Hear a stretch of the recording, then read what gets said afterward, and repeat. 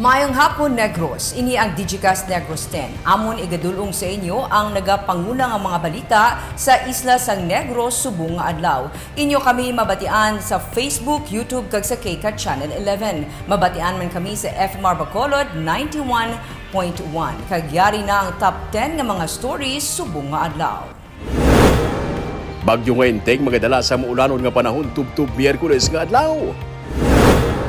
Negros Occidental ginpaidalom sa blue alert status. Lalaki nga nagadala sa tricycle patay matapos mabungguan sa truck. LB tandem para sa 2025 nagalapta sa social media. Kag sa good vibes, mga katapo sa LGBTQ nga mga tambay sang una kag kisa ginakarga sa patrol car sa PNP pero karon natagaan sa palangabuhian. Hinatanan sa Digicast Negros X. Sa number 10,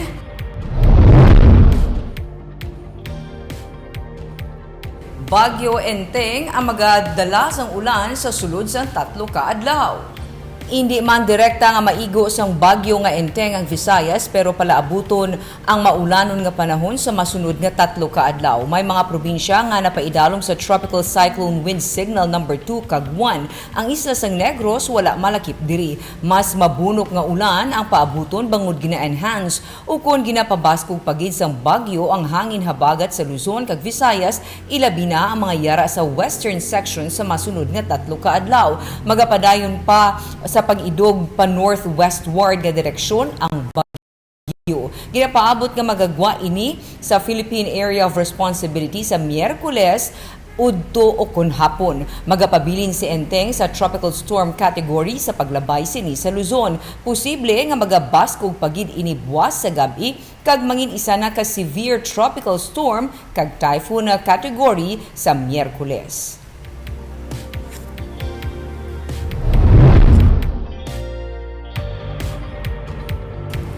Sa number 9, 3 ka carnival sites ang ginaplano nga itukod sa Bacolod Yuhum Foundation para sa Mascara 2024.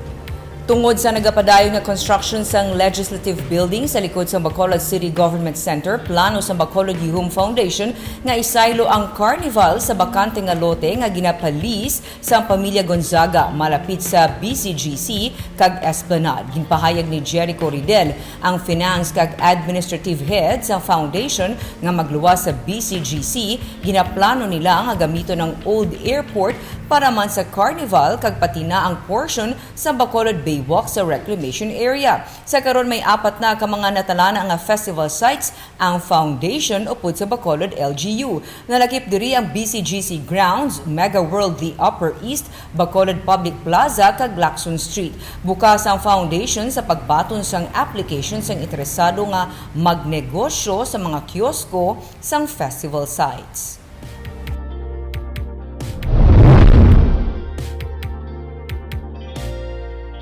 Sa number 8, LB tandem sa 2025. Sa tunga ni Bacolod Mayor Albi Benitez kag Vice Mayor Elcid Familiaran ang nagagwa sa social media sites. Nagalapta karon sa mga social media pages ang litrato nanday Bacolod City Mayor Albi Benitez kag Vice Mayor Elcid Familiaran ukon LB tandem sa 2025. Ginsiling ni Familiaran nga karon nagaserbe nga acting mayor sang syudad nga hindi sa iya gikan ang mga litrato kundi sa mga supporters nila. Ginklaro niya nga hasta karon wala sang offer gikan sa alkalde para mangin ka-tandem niya sa piniliay. Wala pa ginapatud ni Familiaran ang iya desisyon bahin sa iya mga options sa election. Ginpahayag naman ni Barangay Singkang Airport Punong Barangay, Attorney Cesar Distrito, ang spokesperson ni Mayor Albi, nga hindi matuod ang mga hinuring-huring nga nakadesisyon na ang alkalde. Inibangod sa karon, nagahulat sila sa mangin announcement sang alkalde kung ini ang magapa-re-elect sa pagka-alkalde, mag-switch sang position kay Congressman Greg Gasataya, magbaton sang cabinet position o kung magpapili sa pagka-senador kag magpahuway sa politika. Ang alkalde nga karon sa Thailand upod sa mga konsehal kag department heads para sa ginpatigayon nga budget deliberation kung sa diin upod man si Congressman Greg Gasataya. To be fair with Mayor Albi, wala siyang invitation sa akon. pa na. Wala siyang formal na invitation. Sa number 7, nagakatulog nga tanod ginkawatan sang bisikleta sa barangay hall. Aktual nga pagkawat sang bisikleta nakuhaan sang CCTV video. Kita sa CCTV video ining pagasulod sang wala makilalaan nga lalaki sa sulod sang compound sang barangay hall sang barangay 38 sa Bacolod sang Domingo sang kaagahon. Makaduha pa siya ka beses nga nagbalik hasta nga rekta nga ginkuha ang bisikleta sang tanod nga sadto nagakatulog sa malapit nga lamesa. Madasig nga nalagyo ang suspect sakay sa ginkawat nga bike. Ginsiling ni punong barangay nga ila na ginausisaw pud sa Police Station 1 ang identity sa nakapalagyo nga suspect. Natabuan nga nagainulan sa matabo ang pagpangawat. Magahimo sang security adjustment ang barangay agud indi na masulit pa ang natabo nga pagpangawat. Katulog na nga tanod, natulugan na siya siguro. Actually, kung makita na siya subong namon sa among to nga panglawason, ma-identify na namon siya, mag-hold pa na siya sa kung subong makita na siya nangayo mga mitubulig basi kung may mga makuan Manila wala kay service to yung tanod.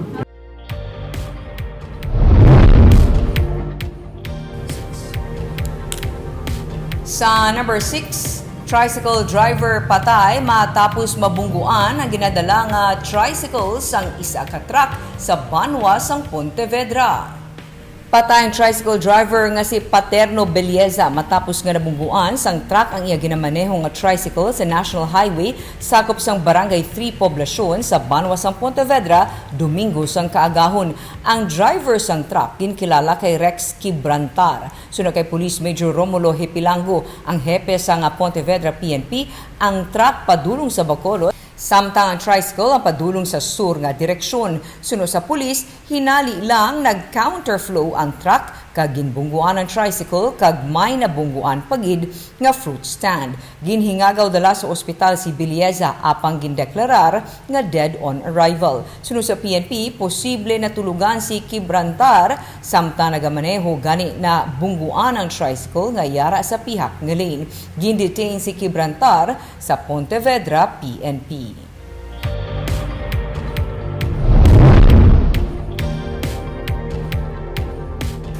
Sa number 5, 2 ka milyon ka pesos nga balor sang illegal nga droga nakuha gikan sa 2 ka mga persona sa San Carlos City.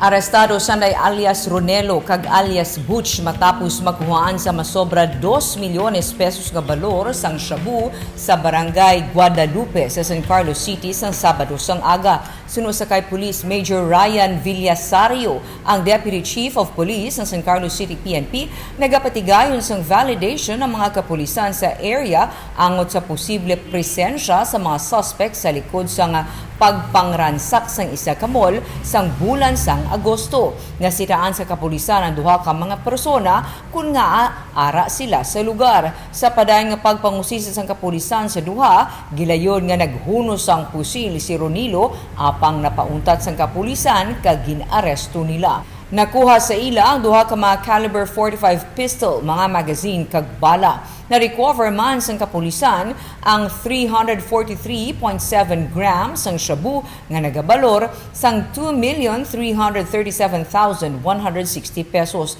Pasakaan sang kaso nga paghupot sang illegal nga droga kag pusil ang 2. Sunod sa PNP, wala sila sang kahilabtanan sa natabo nga pagransak sa mall.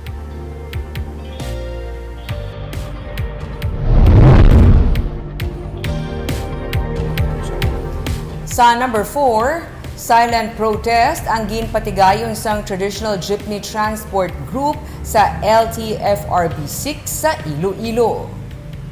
Ginsubmit sa katapusang Kabakod Negros sa Transport Coalition ang resolusyon sa Konseho sa Syudad sa Bacolod sa opisina sang LTFRB 6 sa Iloilo kay nasang aga. Natuhoy ini sa hinyo nga paghatag sa ila sang panibag-o nga prangkisa. Ginsiling ni Lilian Sembrano, ang presidente sang KNETCO, wala pa sang patod nga sabat ang pamunuan sang LTFRB sa Iloilo. Ang mga temporaryo sila nga nagpatigayon sa silent protest sa gwa sang LTFRB Office 6 tubtob nga makakuha sang sabat halin sa ahensya. Dugang niya nga malawig na sila nga nagahulat bangod hasta karon nagabiyahe lang ang ilang mga depasahero nga salakyan nga wala sang prangkisa o kun mga kolorum.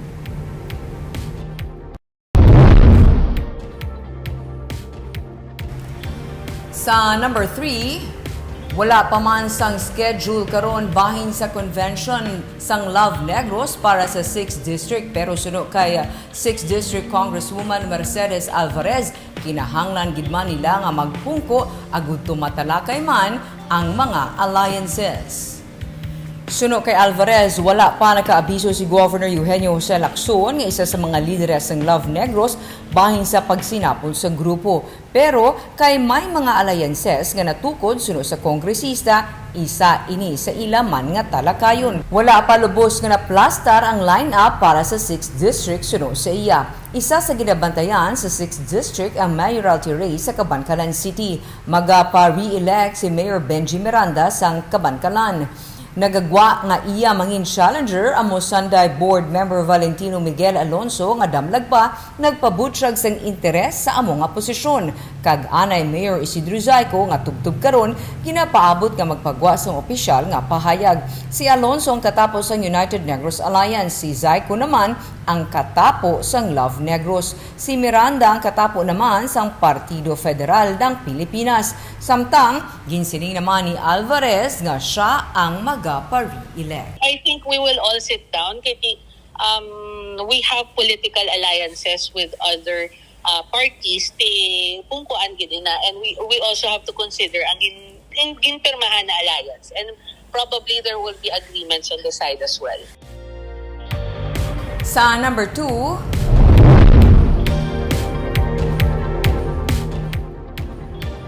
pag-file sang petisyon sa Korte Suprema nga nagahinyo sa pagpauntat sang pagpatuman sang Negros Island Region Act, kasubong man pagdeklarar sili nga unconstitutional ang kabahin sang kinamatarong sa mga nag-file sang petisyon. Pero mga kongresista ang nagapati nga wala sang may ginlapas nga layi.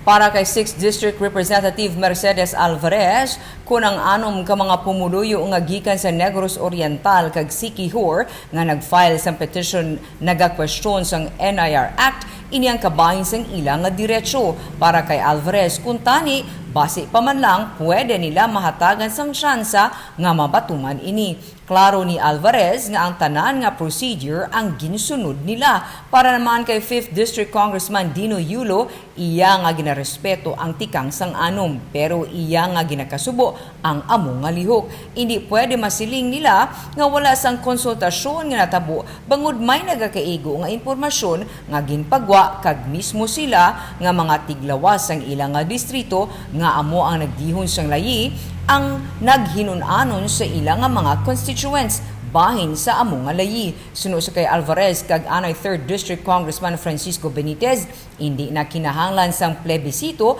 bangod wala man sa may gintukod nga bag-o nga LGU. Wala man sa may gin-merge o kun na alter nga boundaries suno kay Yulo. Ang akon man lang is that maybe basi pwede man lang to give it a chance na at least makitaan man na ma-implementan na yung NIR. We followed all the procedures, and then there is no need for a plebiscite because we are not creating a new local government unit. Ang ato it's only the administrative aspect in governance. Sa number 1,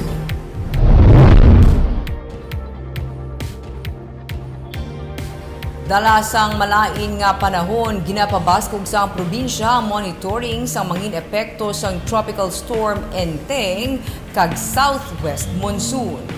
Sa memorandum nga ginpagwa kaina, nagapabilin sa Blue Alert ang Emergency Operations Center sa probinsya. Nagakasayuran suno kay Irene Bell Plutenia ang pamuno sang PDRRMO nga yara sila sa heightened alert kag naka-standby ang mga resources sa posible deployment kung kinahanglan. Ginabisuhan man ang mga natungdan nga talatapan kag ahensya, mga C kag MDRRMO nga magpadayon sa pag-monitor kag magpatuman sang preemptive evacuation kung kinahanglan. Patag di Plutenia, damlag pa yara na nga daan sa Blue Alert ang probinsya bangod sang status sang bulkan kanlaon. Kalabanan sa mga LGU suno kay Plutenia, mayara sa magalumon nga kalangitan kag may pagtupa sang light to moderate rains. Wala sang ginreport nga pagbaha. Samtang may suspension of classes man nga ginmando ang pila ka mga LGU sa probinsya dala sa pag-ulan, pasalig sa Department of Education nga padayon ang pagtuon sa mga kabataan pagi sa alternative mode of learning. Indirectly affected kita. Ang reason lang nga nag-raise man si region kag ma-raise man si province ang iyang alert status is because may ara sang combined effects, no, ang aton nga tropical depression and things sa aton nga southwest monsoon. Kumbaga pag ginahigop ni tropical depression ang aton nga southwest monsoon nga nagadala sang ulan diri sa aton sa Negros Occidental.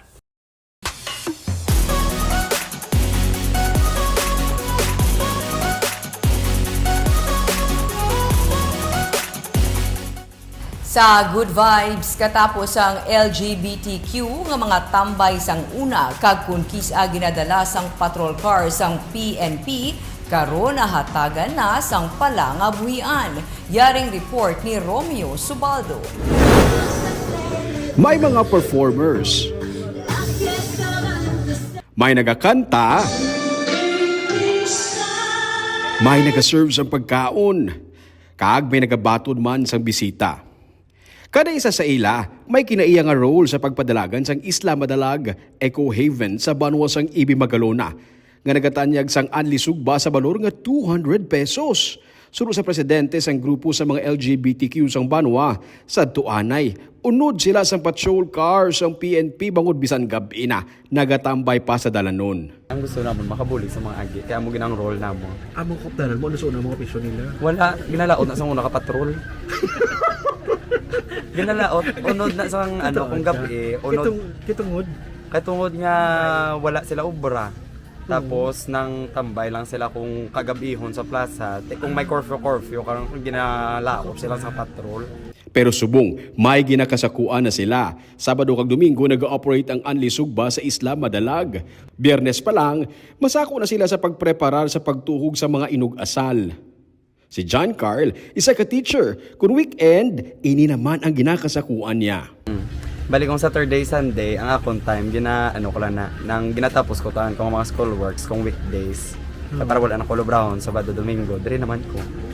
Suno kay Jojo Vargas, ang Municipal Environment and Natural Resources Officer sang Banwa, gin-organize niya ang mga katapos ng LGBTQ para may kasakuan sila kag para maka-inkaman gikan sa ginapangabudlayan nila. Ni Mayor, may livelihood ang mga utod nato niya sa LGBT community. Nga hindi lang permi makita natin sa mga beauty pageant. Kundi sa business side naman may capacity man ang atong LGBT sa pagpadlagan sa isa ka negosyo. Kung Sabado kag Domingo, nagabukas ang Isla Madalag Eco Haven. Halin las 11 sang aga tublas 3 sang hapon. May anli sugba kag entertainment para sa mga bisita. Kagamoyato ang mga balita nga amo na tipon sa isla sang Negros, Tubtubwas. Ako si Barbara Mijares. Maayong hapon.